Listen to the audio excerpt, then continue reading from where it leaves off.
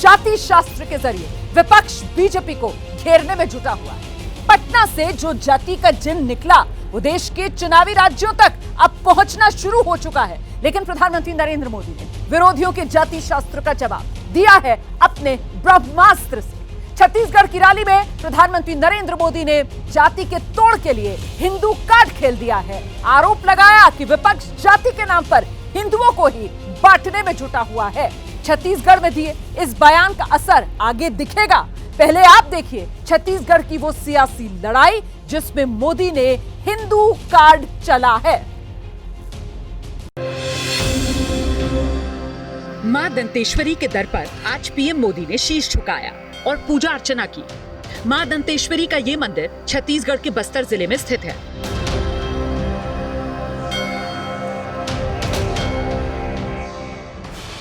विधि विधान से पूजा पाठ के बाद पीएम मोदी ने जगदलपुर में योजनाओं का शिलान्यास किया, लेकिन इस सरकारी कार्यक्रम से सीएम भूपेश बघेल नदारद रहे।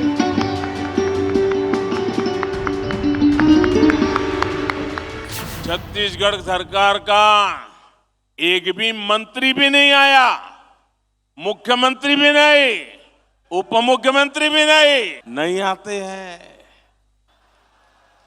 इसके दो कारण है। एक, उनको सरकार जाने की इतनी चिंता है कि उनके पास यहां आने के लिए समय ही नहीं है, सरकार बचाने में लगे हैं। और दूसरा कारण है, ये मोदी है तो कोई आकंठ भ्रष्टाचारी मोदी से आंख नहीं मिला सकता है। और इसके बाद पीएम मोदी जगदलपुर में बीजेपी के पक्ष में जनसभा को संबोधित करने पहुंचे, जहां उन्हें छत्तीसगढ़ी जैकेट और पारंपरिक मुकुट पहनाया गया। फिर जब पीएम ने मंच से माइक संभाला तो जातीय जनगणना के मुद्दे पर पहली बार बोले और कांग्रेस की नीयत पर सवाल खड़े कर दिए। कल से कांग्रेस ने एक अलग लाभ आरोपना शुरू कर दिया है। ये कांग्रेस के नेता कहते हैं जितनी आबादी उतना हक। मैं कहता हूं इस देश में अगर सबसे बड़ी कोई आबादी है तो वो आबादी गरीब है, और इसलिए मेरे लिए गरीब ही सबसे बड़ी आबादी है और गरीब का कल्याण यही मेरा मकसद है।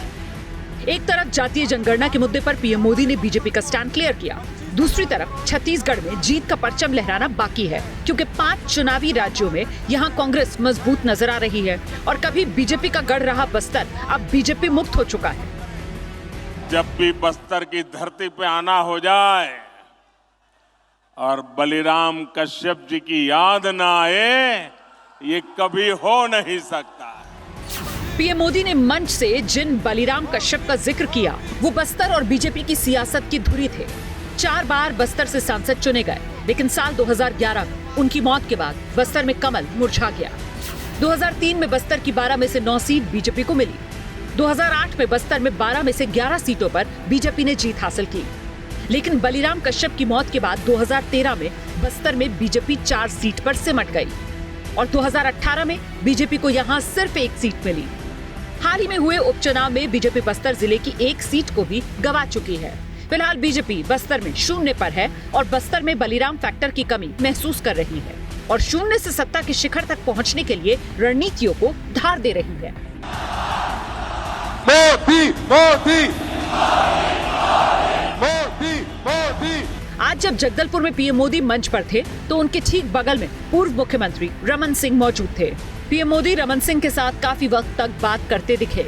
ये तस्वीरें 2 दिन पहले हुई बीजेपी की चुनावी समिति की बैठक का प्रतिबिंब नजर आ रही हैं।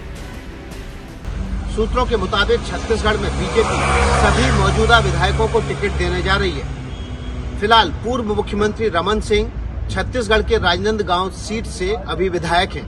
पहले माना जा रहा था कि रमन सिंह को पार्टी साइडलाइन कर रही है, लेकिन अब मौजूदा विधायकों को टिकट देने की खबर आने के बाद एक बार फिर से लग रहा है कि रमन सिंह पर पार्टी भरोसा जता रही है। वहीं मध्य प्रदेश की तर्ज पर छत्तीसगढ़ में कई सांसदों को भी टिकट देने की खबर है।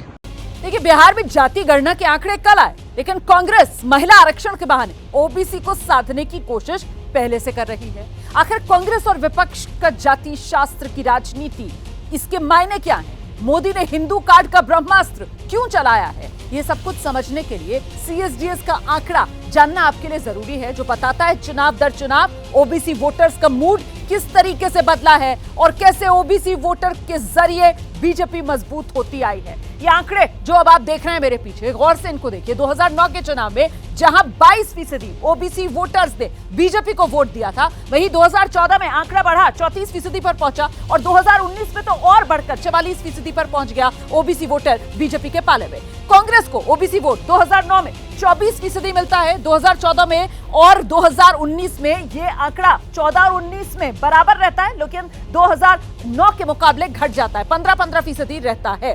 वहीं क्षेत्रीय पार्टियों की अगर बात की जाए तो 2009 में क्षेत्रीय पार्टियों के खाते में 54% ओबीसी वोट गया था, जो 2014 में 51% पर आया और 2019 में तो इसमें काफी गिरावट देखने के लिए मिली है, ये 41% ही रह गया।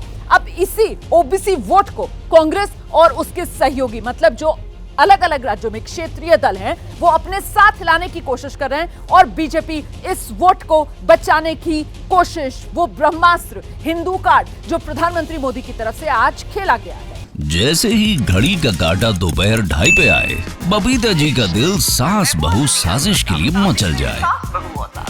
और ये है इनकी बहू, पूरे दिन ऑफिस की टेंशन हो जाए गॉन जब ये करें अपना फेवरेट शो फ्री टाइम पे ऑन। इनकी तरह आप भी देखिए अपना फेवरेट शो अपने टाइम पर और डाउनलोड कीजिए एबीपी लाइव ऐप अपने स्मार्ट टीवी पर।